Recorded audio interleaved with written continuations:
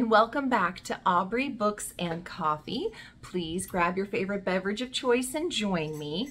So I know technically I'm wearing a Pathfinder shirt and this is D&D, but that's how actually I learned how to play was over Pathfinder instead of D&D.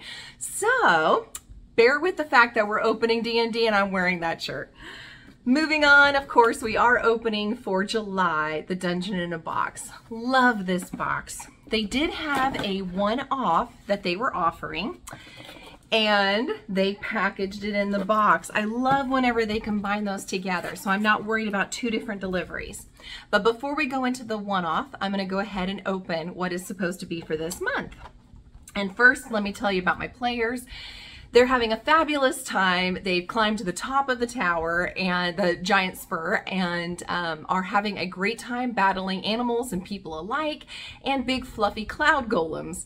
They are about ready to do their final few battles leading up to the major boss battle.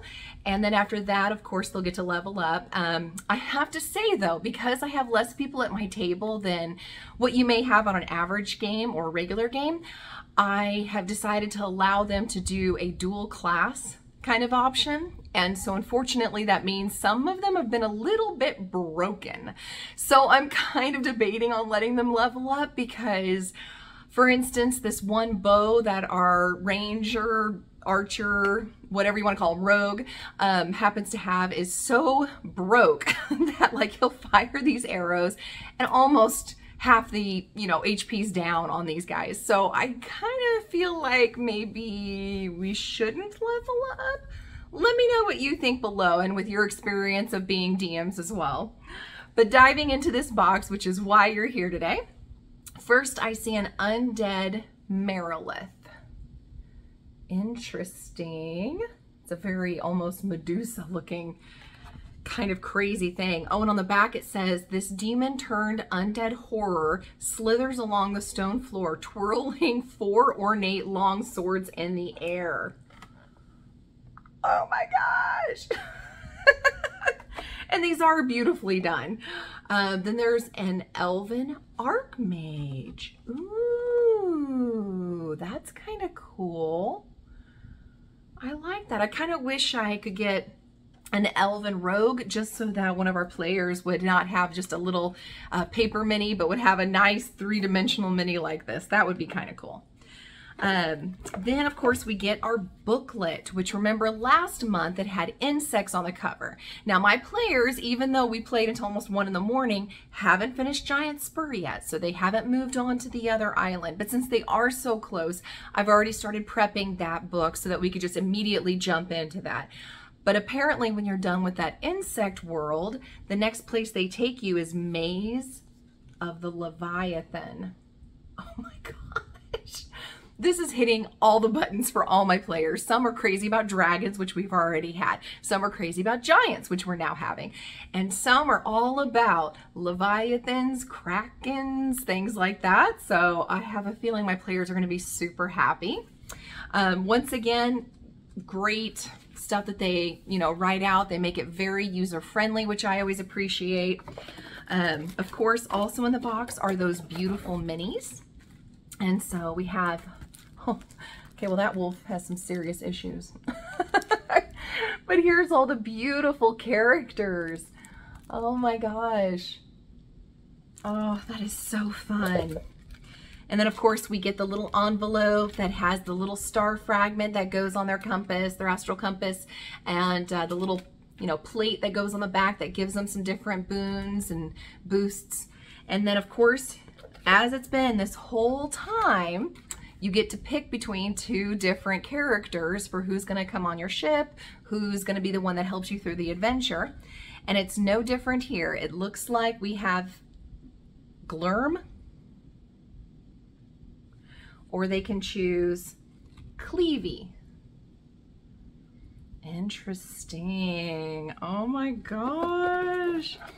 And of course, we also get some awesome 3-dimensional type items, which some assembly required. And I will say, in case you're listening, Dungeon in a Box, I would love it for people like me if you would have some kind of page that showed what it looked like once it was all put together. It doesn't even have to be an instruction, slot A to slot B kind of thing. Just even a picture of it being completely put together would help people like me, because the scaffolding that I had to try to put together for the giant spur was not happening, and I couldn't find anybody online that had done it. So I actually had to ask my husband, who's one of the players, to help me put it together just so I had it when I needed it. So just a little 2 cents. Would love if you guys would do that. Not all of us are intuitive when it comes to building things.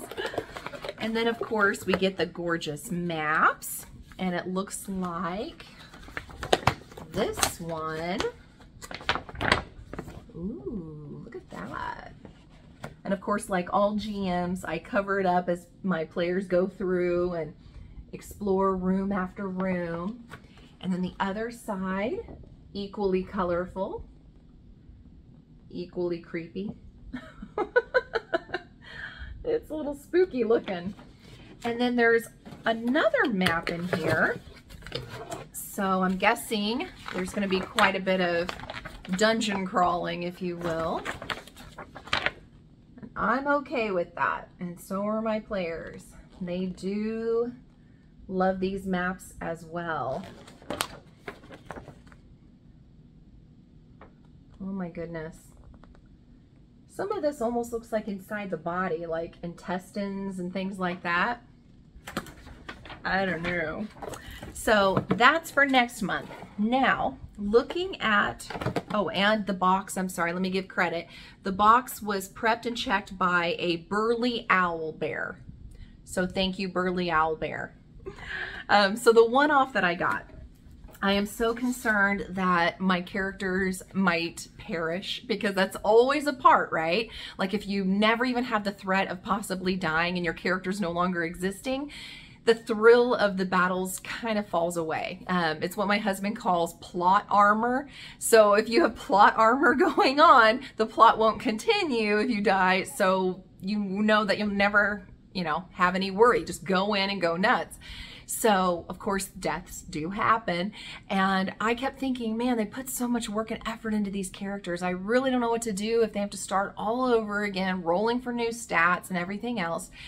Well, Dungeon in a Box came out with one that they, you know, kind of sent an email to everybody that has the subscription and said, hey, we have a wondrous one-off that if your character should die, they go to this world and have a chance to come back to life. I think that is amazing.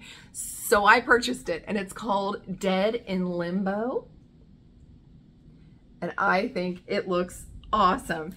And of course, Dead in Limbo also comes with the minis. Check out the size of that bad guy. Here's some more in case you guys are interested in trying it. I highly, highly recommend it. And then of course the map, because you still get map with Wondrous one-offs as well. And they have online resources and all kinds of good things. So check out how intense this map is, you guys. The other side is just, right? So yeah, you'll have to earn it if you want to come back from the dead. Regardless, that's all I have for this unboxing. Thank you guys for joining me. I hope your adventures are going well as well. If you have any comments, questions, or any recommendations, I'll always take them down below. Like, subscribe, and send your friends. Take care, guys.